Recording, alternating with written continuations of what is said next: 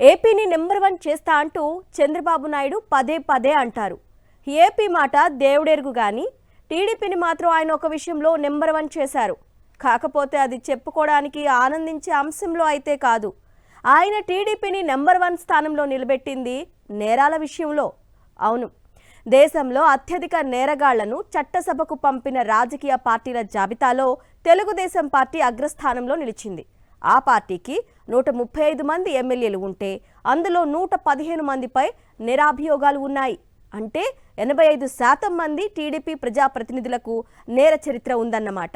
ఈ విషయంలో టీడీపీని కానీ చంద్రబాబును కానీ ఎవ్వరూ బీట్ చేయలేరంటున్నారు రాజకీయ సెటైరిస్టులు. ఏపీని ప్రపంచ పటంలో పెడతా, దేశంలోనే నెంబర్ 1 రాష్ట్రాన్ని చేస్తా అని చంద్రబాబు నాయుడు సీఎంగా ప్రమాణ స్వీకారం చేసిన వెంటనే ఓ డైలాగు వదిలారు. సరే, ఆయనకు ఇలాంటి కామెంట్లు కొత్త కాదు కదా అనుకున్నారు చాలా మంది. కాకపోతే చంద్రబాబు మాత్రం తాను అన్నది చేసి చూపించేశారు. ఇప్పుడు యావత్ ప్రపంచం, దేశంలోని ఇతర రాష్ట్రాలు ఏపీ వైపే చూస్తున్నాయి.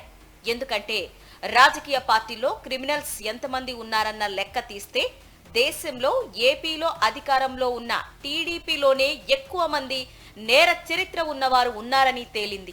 ఇదేదో గిట్టని వారో ప్రధాన ప్రతిపక్షమైన వైఎస్ఆర్ కాంగ్రెస్ పార్టీ నేతలో చేసిన ఆరోపణ కాదు, నిరాధార విమర్శ కూడా కాదు. Association for democratic reforms ADR దేశంలోని అన్ని రాజకీయ పార్టీలపైన అధ్యయనం చేసిన తర్వాత విడుదల చేసిన నివేదికలోనే చంద్రబాబు నాయుడు పార్టీ గొప్పతనం బయటపడింది. నివేదిక వచ్చే వరకు టీడీపీలో నేర చరిత్ర ఉన్నవారు ఉన్నారని అందరికీ తెలిసినా నివేదిక వచ్చిన తర్వాతనే టీడీపీ ఈ విషయంలో ఎంత గొప్ప ర్యాంకులో ఉందో అర్థమైంది. మొన్నటి ఎన్నికల్లో టీడీపీ తరపున పోటీ చేసిన వారిలో 135 మంది గెలిచారు. అందులో 115 మందిపై రకరకాల కేసులు, అభియోగాలు ఉన్నాయి. కిడ్నాపులు, హత్యలు, హత్యాయత్నాల వంటి తీవ్రమైన కేసులు ఉన్నవారు ఏకంగా 82 మంది ఉన్నారు. మొత్తం మీద టీడీపీ ప్రజాప్రతినిధుల్లో 85% మందిపై వివిధ నేరాలకు సంబంధించి కేసులు నమోదై ఉన్నాయి. ఏపీలో టీడీపీ, జనసేన, బీజేపీలతో జట్టు కట్టింది. జాతీయ పార్టీ అయిన బీజేపీ కూడా నేర చరిత్రలను అక్కున చేర్చుకోవడంలో టీడీపీతో ఏమాత్రం పోటీ పడలేకపోయింది. ఏదో ఒక నేరం చేసిన వారినే చంద్రబాబు చేరదీస్తారని టీడీపీ మాజీ నేతలు అంటూ ఉంటారు. మొన్నటి ఎన్నికల్లో చంద్రబాబు బీఫారాలు ఇచ్చిన వారిలో మెజారిటీ అభ్యర్థులపై క్రిమినల్ ముద్ర ఉంది. పార్టీ అధినేత చంద్రబాబు పైనే చాలా కేసులున్నాయి. తనపై 25కి పైగా కేసులున్నాయని సాక్షాత్తు చంద్రబాబు నాయుడే చెప్పుకున్నారు.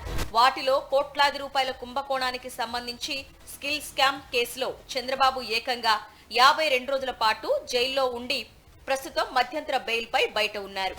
సత్యవేడు ఎమ్మెల్యే కోనేటి ఆదిమూలం ఒక మహిళకు ఉద్యోగం ఇప్పిస్తానంటూ ఆమెపై లైంగిక దాడికి పాల్పడ్డాడన్న ఆరోపణలు ఉన్నాయి. ఆ వీడియోలను అప్పట్లో బాధిత మహిళే బయటపెట్టింది. ఆ తర్వాత ఆ కేసులో రాజీ పడినప్పటికీ టీడీపీ ఎమ్మెల్యే ఘనకార్యం ఏంటో తేలిపోయింది. తిరువూరు ఎమ్మెల్యే కొలికపూడి శ్రీనివాసరావు మీద కూడా మహిళను వేధించిన ఆరోపణలతో కేసు నమోదైంది.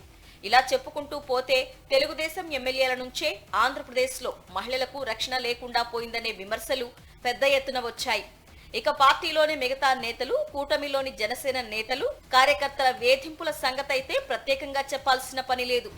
మొత్తానికి తెలుగుదేశం పార్టీని ఏదో ఒక రూపంలో అగ్రగామిగా చేయడంలో చంద్రబాబు నాయుడు విజయవంతమయ్యారనే చెప్పాలి. క్రిమినల్స్ అసోసియేషన్ అంటూ ఒకటుంటే ఈ విషయంలో చంద్రబాబుని, ఆయన పార్టీ నేతల్ని పిలిచి మరీ సత్కరించి ఉండేదంటున్నారు మేధావులు.